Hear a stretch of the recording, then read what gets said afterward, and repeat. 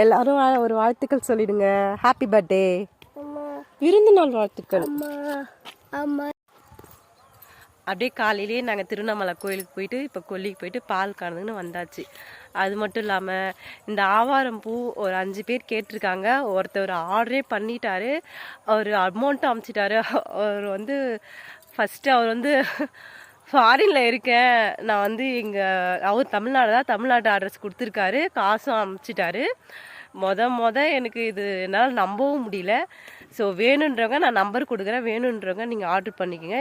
இது சீசன்றதுனால இப்போதைக்கு ஆவாரமும் இருக்குது. நெக்ஸ்ட் என்னென்ன இருக்குன்னுட்டு சொல்கிறேன். எனக்கே வாய் கொளருது. அது மட்டும் இல்லாமல் நம்ம செய்கிற இந்த வேலைக்கு ஸ்ரீமதி தான் அசிஸ்டண்ட்டு. என் பசங்களுக்கு விவசாயம் சொல்லித்தரதோட விவசாய பொருட்களை மதிப்பு கூட்டியும் எப்படி என்ன பண்ணணுன்ட்டு சொல்ல போகிறோம்.